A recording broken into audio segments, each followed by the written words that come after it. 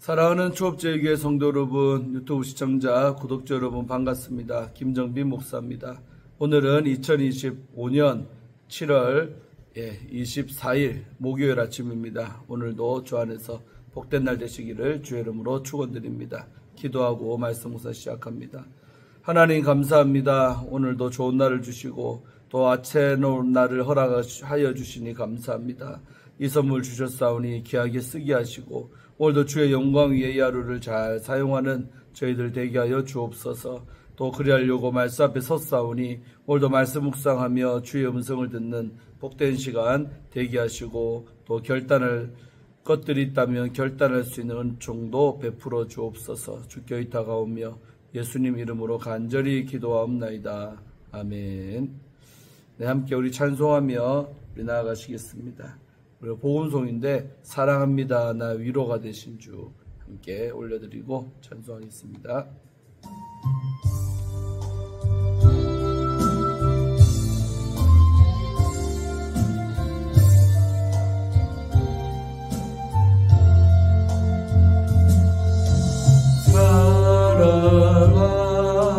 사랑합니다 나의 위로 고통의 눈물 닦아주신 자비하신 아버지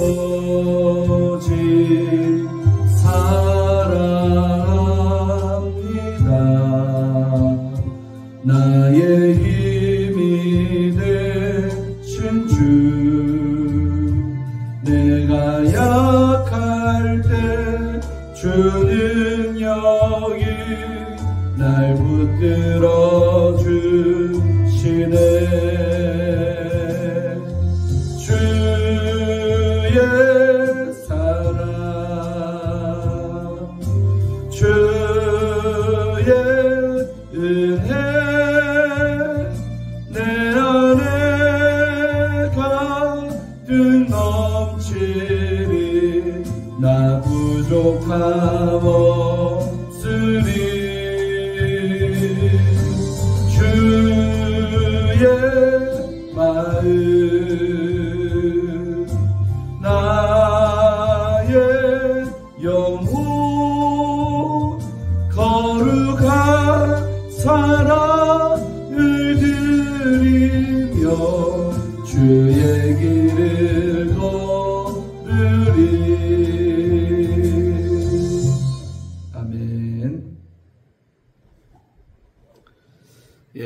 우리 끝까지 주의 길을 걷는 우리가 되기를 주의 이름으로 축원드립니다. 나의 힘이 되시고 또 위로가 되시는 그 하나님이 있기 때문에 우리는 끝까지 포기하지 말고 기도해야 될 줄로 믿습니다. 자, 오늘 함께 은혜 받으실 말씀 에스겔서 5장입니다. 1절부터 17절 말씀 함께 먼저 읽겠습니다. 개역 개정판으로 읽고 한 번 더 우리말 성경으로 읽겠습니다. 너 인자야 너는 날카로운 칼을 가져다가 삭도로 삼아 내 머리털과 수염을 깎아서 저울로 달아 나누어 두라. 그 성읍을 에워싸는 날이 차거든 너는 터럭 3분의 1은 성읍 안에서 불사르고 3분의 1은 성읍 사방에서 칼로 치고 또 3분의 1은 바람에 흩으라. 내가 그 뒤를 따라 칼을 빼리라. 너는 터럭 중에서 조금을 내 옷자락에 싸고 또 그 가운데에서 얼마를 불에 던져 사르라. 그 속에서 불이 이스라엘 온 족속에게로 나오리라. 주 여호와께서 이와 같이 이르시되 이것이 곧 예루살렘이라. 내가 그를 이방인 가운데에 두어 나라들이 둘러있게 하였거늘 그가 내 규례를 거슬러서 이방인보다 악을 더 행하며 내 율례도 그리함이 그를 둘러있는 나라들보다 더하니 이는 그들이 내 규례를 버리고 내 율례를 행하지 아니하였음이니라. 그러므로 나 주 여호와가 말하노라. 너의 요란함이 너희를 둘러싸고 있는 이방인들보다 더하여 내 율례를 행하지 아니하며 내 규례를 지키지 아니하고 너희를 둘러있는 이방인들의 규례대로도 행하지 아니하였느니라. 그러므로 나 주 여호와가 말하노라. 나 곧 내가 너를 치며 이방인의 목전에서 너에게 벌을 내리되 내 모든 가증한 일로 말미암아 내가 전무후무하게 내게 내릴지라. 그리한즉 내 가운데에서 아버지가 아들을 잡아먹고 아들이 그 아버지를 잡아먹으리라. 내가 벌을 내게 내리고 너희 중에 남은 자를 다 사방에 흩으리라. 그러므로 나 주 여호와가 말하노라. 내가 나의 삶을 두고 맹세하노니 네가 모든 미운 물건과 모든 가증한 일로 내 성소를 더럽혔은즉 나도 너를 아끼지 아니하며 긍휼을 베풀지 아니하고 미약하게 하리니 너희 가운데에서 3분의 1은 전염병으로 죽으며 기근으로 멸망할 것이요 3분의 1은 너의 사방에서 칼에 엎드러질 것이며 3분의 1은 내가 사방에 흩어버리고 또 그 뒤를 따라가며 칼을 빼리라. 이와 같이 내 노가 다한즉 그들을 향한 분이 풀려서 내 마음이 가라앉으리라. 내 분이 그들에게 다한즉 나 여호와가 열심으로 말한 줄을 그들이 알리라. 내가 이르되 또 너를 황무하게 하고 너를 둘러싸고 있는 이방인들 중에서 모든 지나가는 자의 목전에 모욕거리가 되게 하리니 내 노와 분과 중한 책망으로 내게 벌을 내린즉 너를 둘러싸고 있는 이방인들에게 네가 수치와 조롱거리가 되고 두려움과 경고가 되리라. 나 여호와의 말이니라. 내가 멸망하게 하는 기근의 독한 화살을 너희에게 보내되 기근을 더하여 너희가 의뢰하는 양식을 끊을 것이라. 내가 기근과 사나운 짐승을 너희에게 보내 외롭게 하고 너희 가운데 전염병과 살육이 일어나게 하고 또 칼이 너희에게 임하게 하리라. 나 여호와의 말이니라. 아멘. 자, 이어서 우리 우리말 성경으로 다시 읽겠습니다. 사람아, 너는 날카로운 칼을 가져다가 그 칼을 이발사의 면도칼로 삼아 내 머리와 수염을 깎아라. 그리고 저울로 양을 재고 그 털을 나누라. 포위기간이 끝나면 너는 그 털 가운데 3분의 1을 성읍 안에서 불에 태우라. 또 3분의 1을 가져다가 성읍 주위를 돌아가며 칼로 쳐라. 다른 3분의 1은 바람에 흩날려 보내라. 내가 그들의 뒤를 따라서 칼을 뽑을 것이다. 너는 거기에서 몇 개를 가져다가 그것들을 내 옷자락에 싸라. 또 그 가운데 얼마를 가져다가 그것들을 불 속에 던져서 태워라. 그 속에서 불이 나와 온 이스라엘 족속에게 번질 것이다. 주 여호와께서 이렇게 말씀하셨다. 이것이 예루살렘이니 내가 민족들 가운데 그 성읍을 두고 그 주변의 나라들을 두었다. 예루살렘은 죄악을 행해 그 주변 민족들과 나라들보다 더욱 내 규례와 명령을 거역했다. 그들은 내 규례를 거부했고 내 법령을 따르지 않았다. 그러므로 주 여호와께서 이렇게 말씀하셨다. 너희가 제멋대로 행하는 것이 내 주변 민족들보다 더해 내 법령을 따르지 않고 내 규례를 지키지 않으며 또 내 주변 민족들의 규례조차도 따라 행하지 않았다. 그러므로 주 여호와께서 이렇게 말씀하셨다. 내가 내게 대적해서 민족들이 보는 앞에서 내 가운데서 심판을 내릴 것이다. 내 모든 혐오스러운 것들 때문에 내가 한 적이 없고 또 다시는 하지 않을 일을 내가 내게 행할 것이다. 그러므로 내 가운데서 아버지들은 자기 아들들을 잡아먹고 아들들은 자기 아버지들을 잡아먹게 될 것이다. 내가 내게 심판을 내릴 것이고 내 모든 남은 사람들을 바람에 흩어버릴 것이다. 그러므로 내 삶을 두고 맹세한다. 주 여호와의 말이다. 내가 내 모든 가증한 것들과 내 모든 혐오스러운 일들로 내 성소를 더럽혔으므로 내가 너를 세약하게 할 것이며 내 눈이 너를 불쌍히 여기지도 않고 또 내가 너를 긍휼히 여기지도 않을 것이다. 내 백성 가운데 3분의 1이 전염병으로 죽거나 내 안에서 기근으로 멸망할 것이며 3분의 1은 내 주위에 칼에 맞아 쓰러질 것이고 3분의 1은 내가 바람에 흩어버리고 그들 뒤를 따라가서 칼을 뽑을 것이다. 따라서 내 노여움이 닿으면 내가 그들에 대한 내 분노를 가라앉힐 것이며 내가 측은하게 여길 것이다. 내가 내 분노를 그들에게 다하고 나면 나 여호와가 열정적으로 말했다는 것을 그들이 알게 될 것이다. 내 주변 민족들 가운데서 지나가는 모든 사람들 보기에 내가 너를 폐허로 만들고 모욕의 대상이 되게 할 것이다.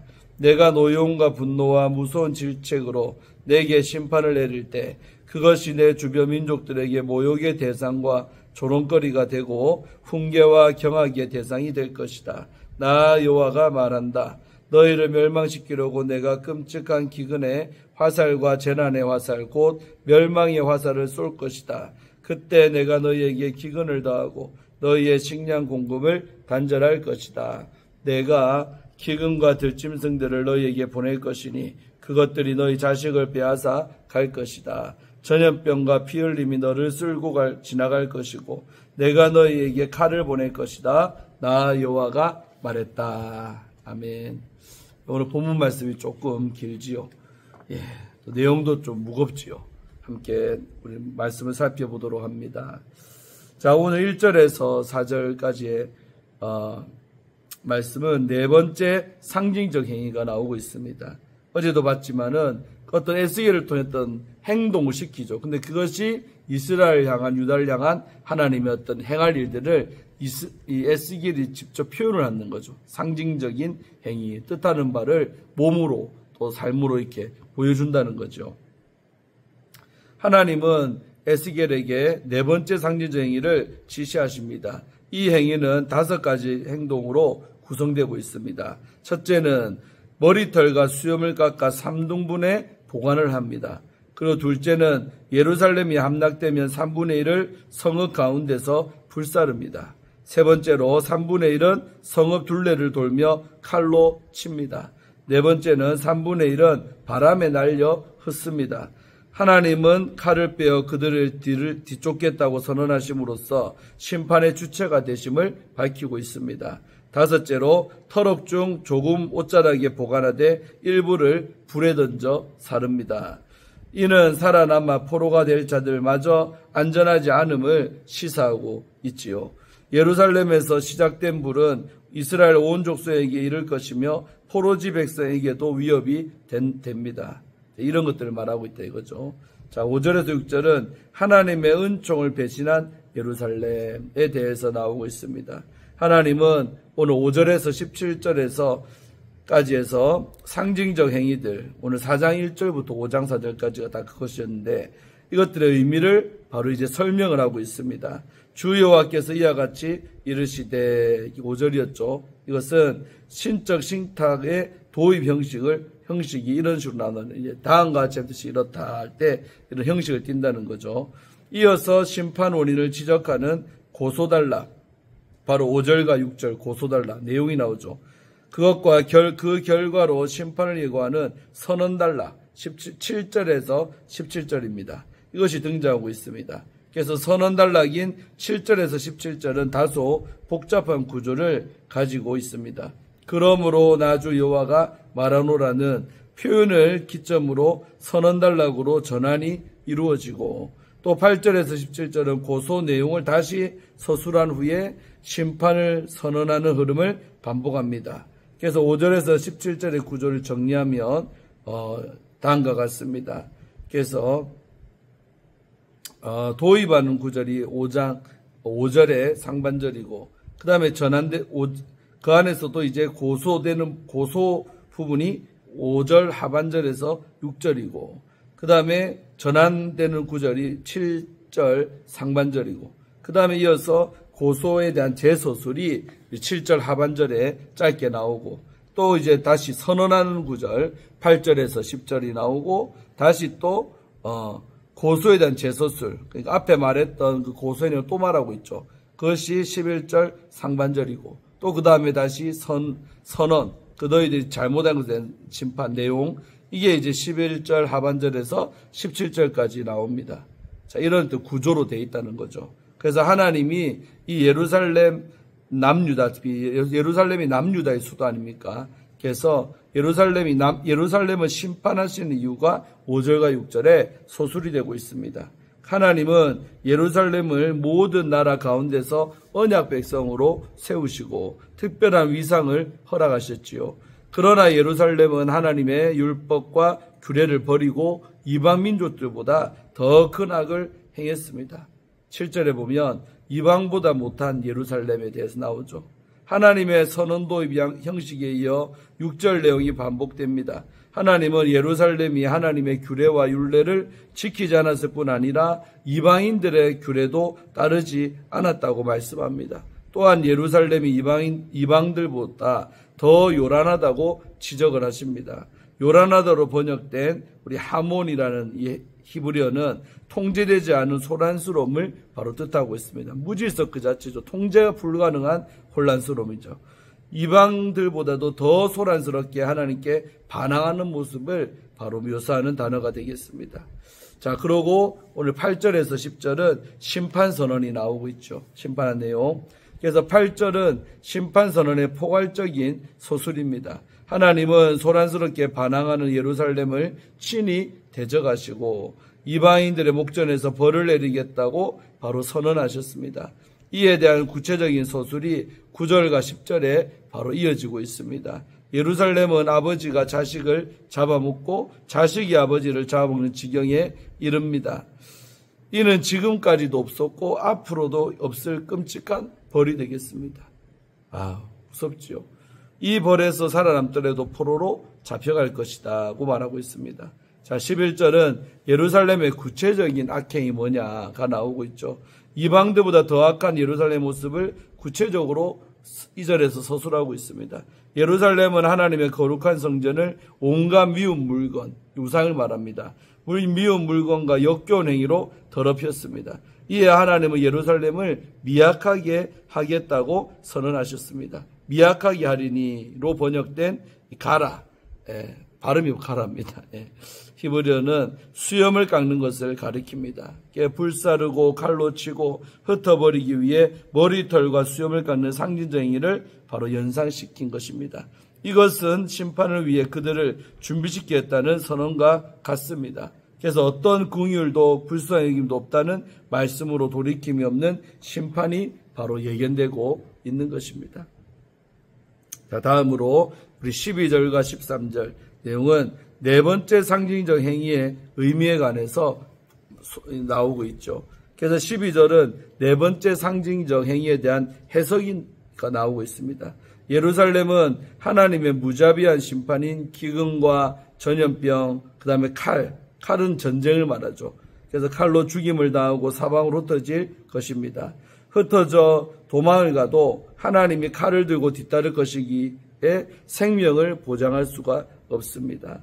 예루살렘 거민들을 3등분하여 각기 처하게 될 사항을 서술한 내용은 어떠한 방식으로든 하나님의 처절한 심판을 피할 수 없음을 바로 의미하고 있습니다. 심판에서 살아남은 자들은 남은 자로 이게 표현됩니다. 그러나 이들은 하나님께 신실한 남은 자가 아닙니다. 하나님의 심판을 경험하고 확인하는 생존자일 뿐이죠. 그래서 즉 죽음을 잠시 모면하고 심판의 증인이 되는 이들입니다. 남은 자가. 그래서 하나님의 철저한 심판은 그분의 노가 닿아 분이 풀릴 때까지 멈추지 않을 것입니다. 생존자들은 하나님 언약 백성을 향한 열정으로 인해 심판을 선언하셨음을 알게 될 것입니다. 그러니까 남은 자가 복이 아니라 남아서 그들의 심판받은 내용의 증언자가 되라는 거죠. 자, 14절과 15절은 수치와 조롱거리가 될 예루살렘에 대해 말하고 있죠. 하나님은 예루살렘을 폐허로 만드셔서 이방인들의 모욕거리로 삼겠다고 선언하십니다. 하나님의 심판으로 예루살렘은 존귀한 위상을 잃고 이방인들에게 수치와 조롱거리가 되며 참혹한 심판에 대한 두려움과 경고가 됩니다. 나 여호와의 말이니라는 이 수치스러운 결과의 엄중성과 확실성을 바로 더하고 있습니다. 자, 그 다음에 이제 16절, 17절 마지막 부분. 우리 기근, 짐승, 전염병, 살육, 칼에 대해 나오고 있죠. 하나님이 예루살렘을 파괴시킬 구체적인 수단을 바로 말씀하고 있습니다. 첫째로 기근입니다. 기근의 독한 화살에 양식이 끊어져 버릴 것입니다. 둘째로 사나운 짐승입니다. 기근과 사나운 짐승은 예루살렘에 사람이 없게 바로 만들 것입니다. 그 다음에 세 번째로 전염병과 살육과 칼입니다. 전쟁이 말하죠. 이러한 수단들은 예루살렘을 폐허로 만들기에 충분합니다. 하나님이 친히 말씀하셨기에 심판의 결과는 바로 확실한 것입니다. 자, 이제 마지막으로 함께 오늘 적용하는 부분을 보도록 하겠습니다. 선택받은 목적을 잊었더니라는 어떤 키워드를 갖고 한번 보겠습니다. 생일 축하 노래를 우리가 부를 때 보면 짓궂은 아이들이 왜 태어났니라는 가사로 바꿔 부르곤 합니다. 최근에 우리 요셉이 생일, 또 우리 한나 생일도 있었는데 5월달에 7월달에 그럴 때 우리 아이들 왜 태어났니 이렇게 바꿔 부르곤 하잖아요. 그래서 아이들은 이렇게 가사를 비틀어 부르는 것을 재밌어 합니다. 그런데 이 가사는 우리 모두가 생각해 볼 만한, 해볼 만합니다. 우리는 왜 태어났을까요? 빛과 소금이 되어 세상에서 하나님의 이름을 영화롭게 하기 위한 것입니다. 이렇게 하지 않으면 우리는 도대체 왜 태어났느냐는 질책을 듣는 처지로 전락할 수가 있는 것입니다. 에스겔의 심판 경고가 바로 그렇습니다.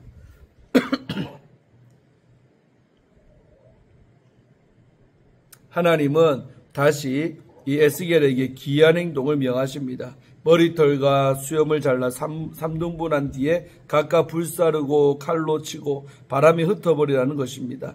이것은 유다 백성이 당할 바로 심판과 치욕을 상징합니다. 머리털과 수염을 깎는 행위는 애통과 회개를 보통 뜻합니다. 그러나 이 백성은 애통도 회개도 하지 않으니 하나님이 심판으로 깎아 버리십니다. 스스로 참회하며 눈물을 흘릴 때를 알지 못하면 나중에는 타의로 피눈물을 흘리게 됩니다. 그래서 우리가 하나님이 이렇게 봐주고 있는 기간이 있어요. 죄를 지어도 심판을 유의하고 있는 기간이 있다 이 말입니다. 그때 빨리 깨닫고 회개하는 자들만이 심판도 피해가지만 돌이킬 수 있는 기회입니다. 그러나 어리석은 자들은 하나님이 봐주고 있는 줄도 알지 못하고 여전히 죄악 가운데 살지요. 그러다가 결국은 피눈물 흘리는 일이 생기고 맙니다. 스스로 눈물을 흘려야 될 때 안 흘리니까 강제적으로 내 눈에 눈물이 나는 피눈물 흘리게 되는 일이 생기는 거죠. 그래서 제가 늘 강조하지만 하나님 앞에 늘 회개하면서 산다는 것이 축복입니다. 회개가 복입니다. 회개하면 반드시 회복됩니다. 있습니까? 그래서 우리가 늘 회개할 기회 줬을 때 열심히 회개하며 돌이키는 역사가 있기를 축원드립니다. 하나님이 예루살렘을 선택하신 목적은 여러 나라 가운데서 하나님을 잘 섬김으로 하나님의 영광을 전파하기 위함이었습니다. 그러나 이들은 정반대로 주변 나라들보다 더욱 악을 행했기 때문에 오히려 악취를 풍기는 꼴이 되고 맙니다. 하나님 우리를 택하시고 세상 가운데 두신 것도 세상의 빛과 소금이 되어 하나님을 영화롭게 하게 하시려는 것입니다. 우리를 세상에 보내신 하나님을 깊이 생각하며 하나님 맡기신 사명을 잘 감당하기를 축원합니다. 하나님은 이스라엘에게 전무후무한 심판을 선고하십니다. 하나님이 그들의 대적이 되셔서 친히 그들을 치실 것이라고 말씀하십니다. 유다 백성은 자신들이 바벨론보다도 약해서 멸망당한다고 생각을 했습니다. 그러나 그들이 망하는 것은 회개하지 않고 죄의 길에서 돌이키지 않았기 때문입니다. 우리도 공동체가 어려움에 빠지면 그저 지도자 탓으로 돌릴 것이 아니라 우리가 하나님 앞에 범죄하지 않았는지 늘 돌아보며 조심해야 합니다. 너무나 맞는 말씀이죠. 예고된 심판 중에서 차마 생각하기도 싫은 끔찍한 장면도 등장합니다. 심각한 기근 때문에 부모가 자식을 잡아먹게 된다는 것입니다. 인간의 존엄성을 완전히 상실한 모습이지요. 사람이 떡으로만 사는 존재가 아니요 하나님의 말씀으로 사는 존재라고 주님이 말씀하셨습니다.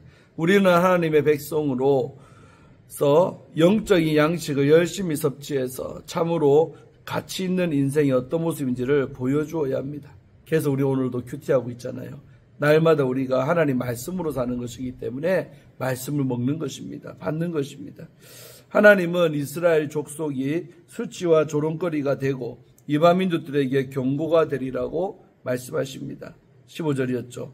이것은 하나님의 본래 의도와는 정반대입니다. 하나님은 이스라엘을 열방 가운데 높이기를 원하셨지만 그들은 죄악에 빠져 조롱거리로 바로 전락을 했습니다. 우리 역시 세상 가운데서 하나님을 알리는 도구가 되어야 합니다. 그런 우리가 세상을 향한 경고가 되지 않도록 늘 조심해야 합니다. 교회가 큰 영향력을 발휘할 때는 강한 힘을 쥐었을 때가 아닙니다. 중세 가톨릭은 강한 권력을 가졌지만 오히려 가장 추하고 부패한 모습으로 기억됩니다. 그러니까 중세가 타락이 가장 심했다는 거죠. 중세 암흑기라고 하잖아요. 그러니까 교회는 존재의 이유를 알고 사명을 묵묵히 감당하며 하나님의 은혜를 구할 때 가장 강한 것입니다. 이스라엘은 세상 가운데 보냄받은 이유를 망각한 결과 조롱거리로 전락을 했습니다. 하나님의 은혜로 구원받아 세상 가운데 보냄받은 이유를 분명히 알고 그 목적을 따라 살아가는 성도들이 되기를 바랍니다. 아멘. 자, 오늘 말씀도 무서운 말씀이지만 또 한편으로는 좋게 생각하면 됩니다. 그래서 우리가 하나님이 나를 왜 했는가, 왜 나를 이 땅에 태어나게 하셨는가는 그 목적을 분명히 깨닫고 그 목적대로 살아갈 때 하나님의 축복 속에 우리는 살 수가 있는 것입니다. 그렇게 하지 못했기 때문에 이들은 이런 엄청난 심판을 받게 된 것이죠. 그래서 오늘도 우리가 왜 살아가는가, 나의 목적이 무엇인가를 분명히 깨닫고 정체성을 알고 살아가는 우리 모두가 되기를 주의 이름으로 축원드립니다. 자, 기도하고 마치겠습니다. 아버지 하나님 감사합니다. 오늘도 이 아침에 참으로 무서운 심판의 말씀이지만 우리는 긍정적으로 이 말씀을 또한 생각을 합니다. 아버지, 이들은 참으로 부패해서 이렇게 망하고 말았고 엄청난 심판을 받았지만 우리들에게는 여전히 기회가 있습니다. 우리들도 때로 연약해서 죄 가운데 빠질 때가 있지만 늘 회개하게 하시고 빨리 깨닫고 빨리 돌이켜서 하나님의 심판을 피해가게 하시고 또 내 눈에 피눈물이 나는 일이 없도록 미리미리 눈물을 흘리며 회개할 수 있는 저희들 되게 하여 주옵소서. 오늘 하루도 회개하며 살아가며 내 자신을 돌아보며 살아갈 수 있는 경건한 하루가 되기를 간절히 원합니다. 또 한 주의 절반이 이제 지나가고 있습니다. 남은 또 주후반도 주의 은혜 가운데 잘 지내는 우리가 다 되게 하여 주옵소서. 감사드리옵고 우리 구주 예수님 이름으로 간절히 축복하며 기도하옵나이다. 아멘. 할렐루야. 복된 날 되시고 또 내일 금요일 아침에 뵙도록 하겠습니다. 샬롬.